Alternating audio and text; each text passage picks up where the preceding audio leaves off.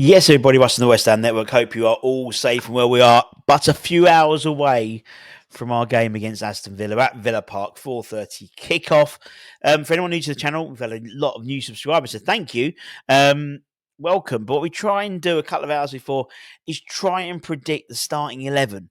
Now, based on Graham Potter's press conference on Thursday and general news that in terms of players who think are injured or suspended or things like that, we try and put the 11 together.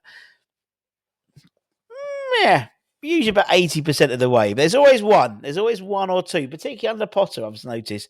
There's always a little curveball, and I quite like that. In terms of the players who definitely won't be featuring today, I think it's fair to say we've got 5 out for sure. With obviously Antonio and Nicholas Fulkrug being long-term injuries. Jean-Claude Todibo, we believe, according to reports and what Potter's saying, is likely to be out until I think it's the Leicester game, which is about in 3 or 4 weeks' time. Jarrod Bowen, despite obviously being on the grass, so to speak, this week, which was lovely to see, I think it's a game too early for him. And next week is more likely to be a return date for him to give him a week or a week and a half, almost 2 weeks on the grass. And we know that Mavropanos won't feature as he has been suspended, a naughty boy, for a red card for 2 yellow cards, which obviously resulted in 1 red card at the game last week. So he'll be out. So that's 2 of our 3 first choice centre halves out, plus 2 of our strikers and our captain and talisman. So not the greatest start, but in the face of adversity, that's when West Ham, come into their own, so to speak. So let's try and predict the starting 11, shall we? And here we go, as Fabrizio Romano would say. It'd be nice to hear something from Fabrizio soon about about a player or so we're going to buy. It'd be lovely, wouldn't it? But nothing at the moment, just as yet. But obviously, we are always keeping an eye on the latest news and reviews and bring it to you as and when. So let's start. Now, I think there's a couple of interesting things in terms of the starting lineup. One being the goalkeeper situation. Now, we know Alphonse Areola was on the bench for the last game. For me, he's very much a Potter goalkeeper. Now, it'd be interesting to see how he handles this in terms of Graham. I don't think it's been fair to say that the last 2 managers or head coaches have really managed that sort of relationship between Fabianski and Areola.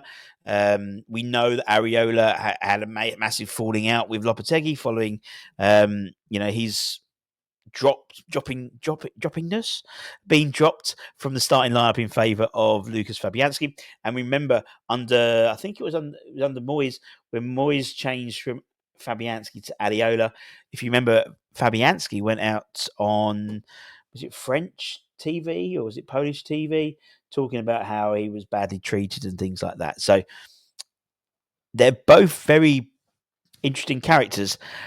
I don't think necessarily Fabianski's done anything wrong to warrant the changing goalkeeper, but I definitely see the future, particularly under Graham Potter, of it being a Areola taking over. So I'm going to put Areola in. Now, I believe, based on obviously the numbers we've got and the players we've got available, that we'll end up going to a back 3. Obviously, last time we played Aston Villa in the FA Cup, we played a back 3, which worked until everyone got injured, basically.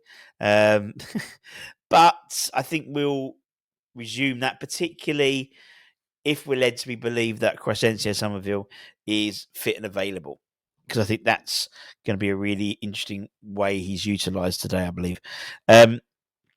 So I think the back 3 is going to be Aaron Cresswell as that left centre half. And I don't mind him playing that position. I'd have preferred more of a recognised centre half. But Aaron's done that over the last 4 years. under David Moyes and when required under Lopetegui, though he hasn't really done it under Lopetegui, but he can play that role and can do it very well, I think. Max Kilman are only fit first team centre half now, or available for first team centre half. I don't consider Kaelin that in that role just yet. And I wouldn't play Kaelin today actually at all. I think he's on the bench and he can come on as and when required. But for me, I just think the potency, particularly of Aston Villa, Ollie Watkins, John Duran, I think both very quick, both very pacey. And Kaelin hasn't got that pace in my eyes. Now, I might be proved wrong, but having watched a lot of him in under 21s, I think he struggles against pacey centre forwards. And then I would put in Spider-Man, Aaron Wan-Bissaka. There we go. As my sort of makeshift back three. And it is very much a makeshift back three. I would have liked to obviously seen a centre half in there, another one brought in, because we are, about a week away from the transfer window closing, but I haven't seen, there hasn't been many rumblings. I'm sorry, I'm just moving this. I'm sorry. There hasn't been many rumblings in terms of that centre half position. And I think it's going to be quite an interesting role for that person who comes in as a centre half, unless we're going to go and buy someone who's going to go in as first choice, which I can't see happening with Max and Jean-Claire when he comes back. And as I said, Jean-Claire is very much a Potter centre half for sure. Personally, would love to have seen the Gerd. I think he would have thrived under Potter. I don't think we'll see that now, unfortunately. We might do in the summer. But that's a position I think we desperately need some bodies in. If we don't concede goals, it's easier to win games. Simple. If we're already conceding 1, 2 on average a game, we've got to score 2 just to get a point. Do you know what I mean? It's simple maths, peeps. I think Emerson plays this left wing back position. On the right wing back position, I think Somerville comes in. He played that role, albeit for 60 minutes, really well at Aston Villa, and I think he really put it on. I think Lucas Digne was the right left back at the time. But that's what we need, because Digne comes forward quite a lot. He's one of the only players who's played every game so far for Aston Villa in the Premier League. And I think with Somerville, more as an attacking threat rather than necessarily defensive, just gives them a bit more to think about. And that combination of Somerville and Wan-Bissaka, there's a lot of pace there, and there's a lot of baller. Both are quite, good on the ball as well. So, be interesting to see that. In the middle, I don't think Yellow Rodriguez will play, although you never know. I'm going to put Edson Alvarez, obviously, alongside who will be our captain today, Thomas Souček. And when he's been called upon, I cannot question Souček's commitment. I cannot question his effort, his dedication. He puts it all in, and that's why he's, still around, basically. And I think we need his height, particularly from sort of set plays as well. Then the front three, I think it pits itself really, but it will change, I think, in terms of, it will change between two of the players in terms of who plays up front. I think we'll play sort of a false 9 again, but I think you'll see, obviously, Kudus, who's our only real sort of out-and-out threat from attacking perspective, Carlos Soler, and then Lucas Paqueta. And although I put Lucas as a 10, it will change, and Kudus will play as a 10, as a striker, and then Paqueta will drop to a 10. I don't know if you'll see Carlos Soler, so you might even see Thomas Souček. Thomas Souček may sort of drop up a little bit, and we do that for a little bit as well, or actually Paqueta will be on the left. So there's going to be, that sort of front three is going to be quite fluid.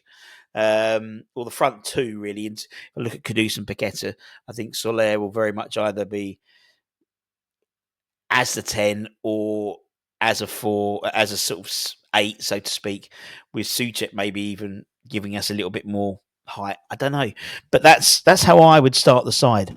Not like that, but that's not how I start the side. This is how I start kick off, and then we'll see what happens as we go along. There we go. What do you think? I think that's probably all we got, really. There could be, you could potentially put Ollie Scars in for Emerson. Maybe you could. I wouldn't fancy Emerson playing left of a back three. That's why I think Cress is in there for that. You could do that. People will say, "What about Lewis Orford?" It's not the game to bring to start Lewis Orford at all. This is going to be a really tough game. Him to come on, yeah, I'd love it. Would love him to come on. I think we're going to struggle on the bench. We haven't really got many game changers. I'd imagine Luis Guilherme will be on the bench. I imagine obviously Danny Ings will be on the bench. Sufal will be on the bench. Rodriguez will be on the bench.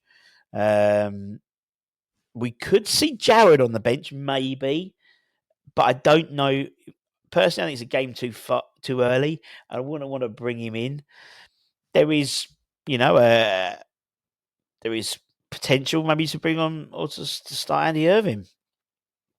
Instead of, I don't know, maybe Soler. Maybe not Soler. I like Soler there, but there's going to be. This is pretty much going to be the team that does it. Do you know what I mean? I don't think there's many game changers on the bench. At the moment, but that could change. We could, buy some players, which would be nice. But let me know what you think in the comments below. I worry about that striker position, and it's an area which we know we worry about. As soon as Fulkrug went down at Aston Villa, ironically, we knew we had to bring someone in, and we haven't really done nothing. In all honesty, which does slightly irk me a little bit or a lot. But anyway, take care, stay safe, stay warm, stay humble, keep the faith, and let's hope we don't get absolutely turned over tonight, shall we? Much love. Bye bye.